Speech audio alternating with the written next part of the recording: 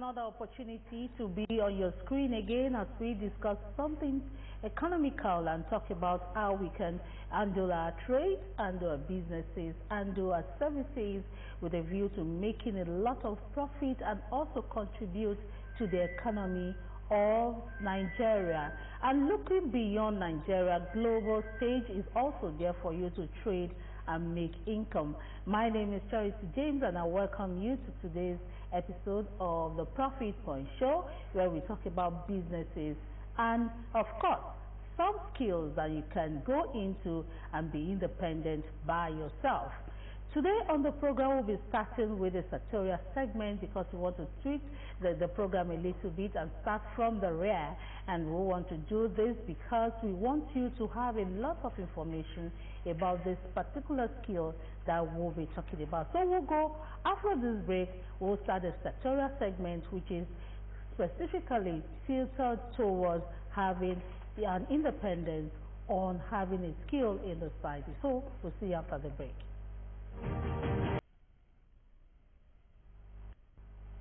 Alright, you're welcome to this segment where we'll be looking at what you need to know about fashion designing, and today's program will be focusing on the impact that digital space are having on fashion businesses. Why do we think this 21st century and of course this era where we use technology and the digital equipment, what is the impact on the fashion business? That is why an expert is in the studio with us to talk about the impact of social media on fashion business. We have Oyidamola Shueto, a fashion entrepreneur, a creative director. Good morning, Oyidamola. Good morning. It's good to have you on the program. Thank you so much for nice having me. seeing your face. Now let's you. talk about fashion. We can't talk about fashion without talking about the business aspect of it, and we know that entrepreneurs like you or fashion creators, you call yourself fashion creative entrepreneurs these days, like you, they're looking at how to make this thing profitable also, aside designing outfits that will look elegant on people. So social media to fashion business, how is it? Can they go hand in hand? Should they go hand in hand? Yes, of course. Social media is like a digital space for fashion designers, for people to come together, connect, and promote their business. So social media and fashion designing, they can work hand in hand. Okay, let's talk about the benefits now for fashion businesses. What is the benefit in there? We'll still go to a lot of angles to all of this, but let's talk about the benefits. A lot of people will say if you're depending solely on the digital space to have your fashion ideas, fashion sense, or some designs, that it will limit your traditional way of getting inspiration. Is that right? No, I won't really say that, because social media is different from the traditional aspect of designing. Okay. When you put yourself out there, you reach a wider audience. Even with just a small platform. So social media is not going to take away the traditional aspect. Let's break it down, because some people are saying those who have the tools to use through the social media has been lazy. Do you buy that idea too? I don't think that I can say that. There are two different things. You have to be good, like have the traditional aspect of designing, and then social media will also help. Okay, now let's talk about how transformative this social media designers are using fashion design, are using the digital space. What are the tools available for them? What are the things they should look at when they want to use the social media space? Let's break that down. For me, I would say even with just your phone, you are good to go. Just have a platform for yourself, either TikTok, Instagram. Choose a platform. Any platform you choose, you are good to go. Okay. Okay. Now let's talk about those platforms that you identify. which one is the best to use when it comes to promoting yourself? We hear that a lot of fashion designers are there to promote, especially to market their brands. Which of these platforms is readily available, and how best can fashion designers use them? For fashion designers, I'll choose TikTok and Instagram. Okay, they are best to promote your brand. TikTok is somewhere that you cannot go wrong, and Instagram too. People will always check TikTok every day and Instagram every day. But WhatsApp is available. People go to WhatsApp too. Is it not too beneficial for fashion designers? And for people that have your number. But in TikTok, people that don't have your number will see your post. People that know your friends, people that are not in the same state with you will see your post. That's why I choose TikTok and Instagram. Okay, let's talk about the challenges that comes with using the social media as a fashion creative. Have you seen any challenge with using that? Yeah, I would say pressure. Okay. Sometimes you see a lot of things on social media, you'll be like, I'm not doing enough. And sometimes I would say inconsistency. A lot of us cannot keep up with posting every day, and sometimes tools to promote. And sometimes we feel like, oh, I can't post this yet. That's part of the challenges. Okay, so how do you overcome, especially the pressure? A lot of fashion designers are beginning to see online trends as their own yardstick to measure up. So how do you overcome when you are not meeting up? What should you do as a fashion designer? I would say you have somebody you are looking up to as your role model, but then you should know that those people that you are thinking like probably they are pressuring you, they started from somewhere. So peer pressure should not be part of it for you. You should just try to know that these people started from somewhere and you're also going to get there. So post it regardless. Regardless, I love that language. That means that consistency will help grow on the. So let's talk about the mistakes. I know that you must have tried some things here and there, and you must have seen what you did wrong when you were actually using the social media platforms to grow yourself.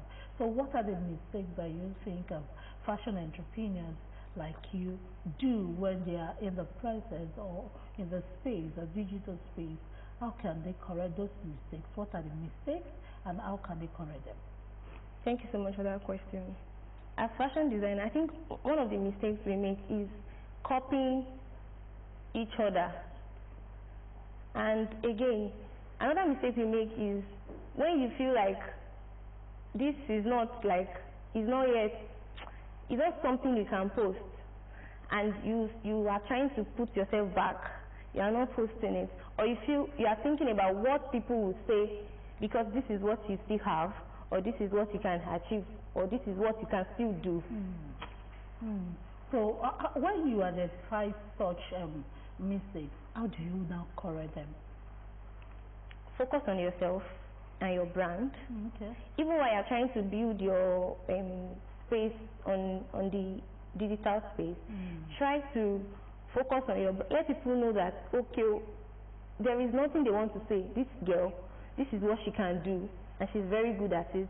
Not like you are building likes, you are building followers, and people cannot really and we hear that the organic comment your work. Followers are non-organic followers. Yeah, I do hear that. So how does the social media life and the actual life of a fashion designer, how can you marry both for you to develop? You know, on the social media, you are talking to those you do not see or you do not know. But for physical or your stopping shop, you can relate to people. So how do you marry the aspect of seeing and talking and reacting to what they are saying and not seeing? We know that there are avenue for comment and all that too, but you are not seeing the person facially. So how do you marry the two? How do you bridge the gap between physical contact and online presence? physical contact and online presence, they are two different things. Okay. And they are very important for fashion designer. Okay. You have to be present online if you want to evolve in this present age, and you have to be present like you have to have a physical space too. So I would say that if sometimes you post, you receive negative comments, just ignore them. Ignore the negative comments. Then again, your physical space. Try to, when people come, at least even if you feel like you already have your space online, let people still feel comfortable coming to you. Let people still know that even with the how do I put it, even with you building your digital space, you can still relate with your clients.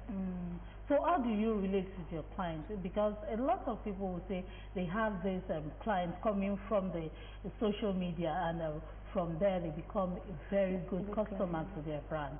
So how do you convert? The conversion, I know that is very important in fashion business. How do you convert the online presence of your to-be clients to the physical one that will be paying you and that will stay with your brand?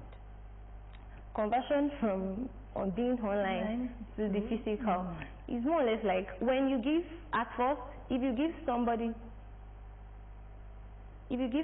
the first impression, somebody is coming to you for the first time, like, okay, I got your number from TikTok, and when you try to produce, like, make a design for the person, you cannot really satisfy the client. They are not going to come back. But if you satisfy them, they will come back. They will even bring more people from their hand too. So that's just the conversion. You just have to make them trust and believe in your work. Okay, let's leave the social media a little bit and focus on the designing aspect of the fashion. How do you get inspiration? A lot of people say there are tools on the social media that can help you design. There are some tools that can help you with the patterning, and there are some tools that can help you do a lot of things when it comes to the process of designing a cloth and making it a beautiful outfit. What tool do you think a fashion designer really needs if they want to use the digital world or the digital space or tools and make it while they are growing on their business? Thank you so much, ma'am. So I would say for fashion designer that is trying to build their digital space, you have to continue to learn, keep improving. We have a lot of people learning fashion illustration, learning pattern drafting, learning a lot of, you have to keep evolving. Evolving, okay. Evolving in what way? You cannot say, oh, this is how I know how to cut this particular style, and you want to stick with it. Let's say in 2010, this is how you can cut it, and this is 2026, and you're not just trying to learn more about a better way you can do it. That's what I mean by evolving. Okay, so is social media a very good place to learn? Yeah. I know a lot of fashion designers, they stay on YouTube these days, and they learn how to do, how to cut sometimes, how to assemble sometimes, how to do some patterns. So is it a very good place to learn? It's a very good place to learn. So how good is YouTube? YouTube is very good. There are a lot of designers on YouTube that they will give you the full details of what you need to get a particular design. Won't that limit the way fashion, you call yourself creative entrepreneurs, won't that limit the way you have your creativity? You know, uniqueness too matters when it comes to creativity. Would that limit or lower the way you will want to create your own piece, or come to the society and tell them that yes, I made it from the scratch? If they're always on the social media to copy a trend or to copy a style. I'm not saying we should always be on social media. Okay. It helps, and it also has its disadvantages. But then YouTube, sometimes you just see, okay, how do you cut this particular sleeve? And from there, you join it to, okay, this is what I want to do. But if you don't try, okay, using a client's dress of maybe like 100K to practice, it's going to be a lot of depth. So it is something that will help you to just get better. Let's go back to the basics now, because with what you have said, I can deduce that if you do not have the basic knowledge about fashion designing, social media even can be a torture for you. So let's talk about what are the basic training someone should have if they want to be a professional in the fashion industry. In this present age, some people learn for like a year, start from beginner to intermediate, then to advanced, and before they will say, okay, you use 7 years to learn fashion design, But now, you just learn from the basics, like learning how to draft now, and how to draft and all that.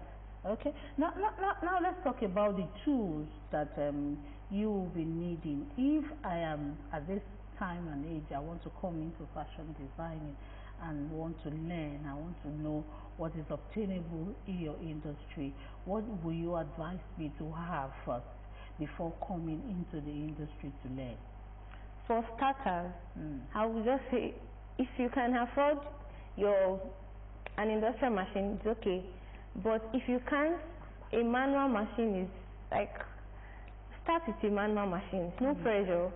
Manual machine, then you can get fabrics to just practice on. Well, manual machine, but some people will say manual machine will not give you the good finishing. You know that we like a very defined finishing these days, and I hear that a lot of fashion designers are going out of using manual machine. Is that so? I would say yes. Everybody wants something that will be easy. Industrial, you just step on it like this and the thing is already, you understand. But manual machine, if you can't afford an industrial machine, just get a manual machine. They are going to do this. They have differences, but it's still going to give you, if you know how to set your machines very well, do the the servicing and everything, it's still going to give you neat finishing. So how long does it take to get the needed information, the basic one? I know that as you grow along the profession, you will learn and know the trend and also add it to your knowledge. So for the basics, how long does it take to learn? For somebody that is smart, 6 months, a year, it depends on how you can catch up with whatever they are training you. Depends on how your trainer is. Okay, so let's talk about how you can get customers. That is another area that we hear fashion designers complain of, especially those who do not have some basic trendy knowledge. Your customer are those that want to look fashionable to the taste of the 21st century. So how do you sustain your customers? What are the things that you must do as fashion designers to sustain your? Don't forget, we have a lot of fashion designers. A lot in the street. You can have 5, 6. So how do you sustain your own clients or customers? Good customer service. Clients will frustrate you, but they said they don't need to complete that proverb that customers are always right. They will frustrate. Yes, they are paying. So they will frustrate you, but good customer service, that's just the key. You have to make sure that they are satisfied with that. In fact, that first time that they are coming to you, that's the best time you can catch them. That's the best time, because if you cannot give them the impression that, oh, this girl is good and she knows how to talk, then she will relate well with you. Some customers, they know that they are frustrating you, but they are not going to accept it. But if you can relate to them very well, maybe they are testing you. Yes. If you can relate to them very well, before you know it, they are coming back. They are bringing a lot of their friends. Customer service is something you have to learn. Okay, what are the challenges that you think fashion designers are facing, and how best can those challenges be surmounted? What are the things that they need so that these challenges can go? There's no industry that do not have that challenge, so there will be your fashion industry. What are they, and how do you think can be solved? I would say for fashion designer, there is this feeling that when people, let's say a bride now that is trying to choose the designer for a wedding dress, if you are not somebody that is, do you get, if you don't have a big name, they will feel like, no, I don't want to use you, or they're still like a growing designer, somebody that is still trying to build space. They will be like, they don't want to use it, and they would not even want to think of the fact that you can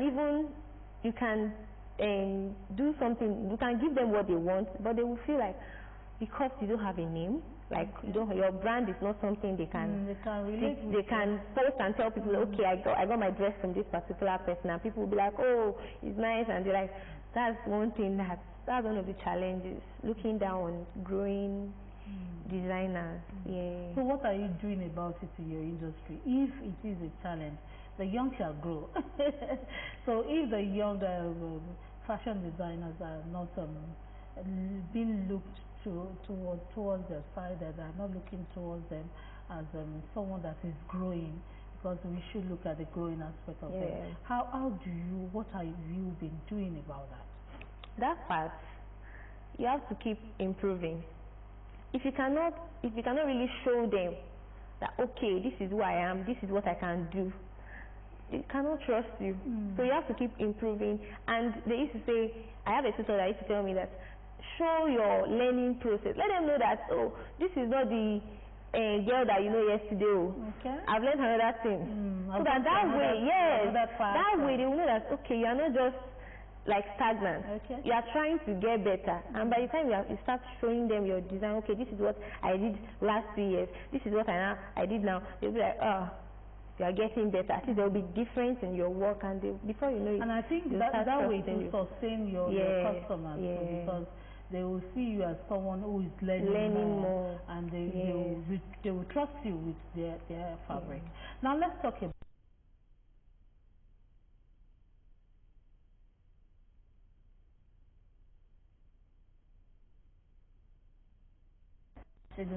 the skill in the informal sector, that is basically about creatives and skill acquisition as something they should go. They want quick money.